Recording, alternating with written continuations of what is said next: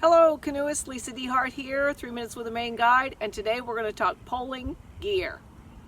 Okay, now let's talk poles. Typically, the average pole is 12 feet long. Mine range between 11 and 12 feet long. Don't let anybody sell you on a shorter pole because the mechanical advantage you're going to lose is tremendous. So they average between 11 and 12 feet long.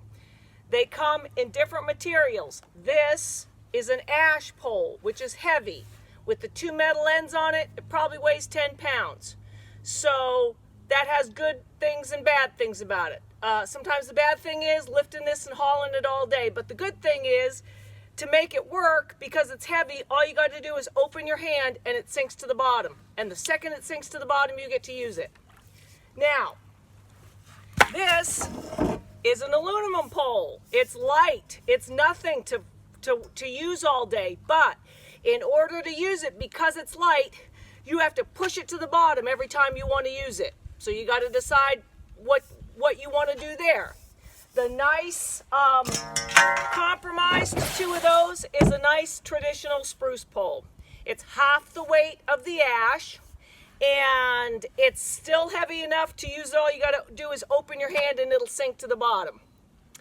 But anything above a class 2, I'm using that ash pole. The class 3s, the 3+, and the single 4 drops, it is going to be that ash pole because I've broken them doing this. That pole, I've never broken an ash pole. When it comes to the pole, people always ask, do I get one end shoed or both ends shoed? That depends on you. When I first started poling, it was natural for me to use both ends. And there was only shoe on one end of the pole, and I started chewing up this end of the pole. And got scolded for it by the old Maine guides that were teaching me. So I went and I got both ends shoed. Okay, sticking with the pole as an important piece of gear.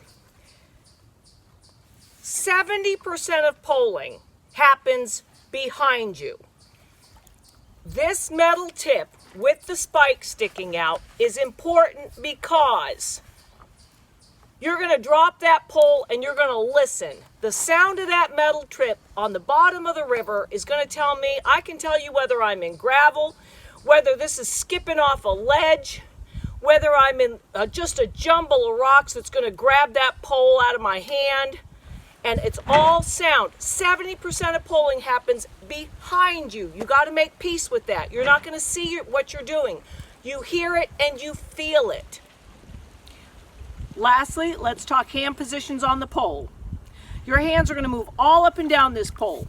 You're going to hold it like a baseball. You're going to do this. You're going to go all the way to the end where you've only got this much pole sticking out.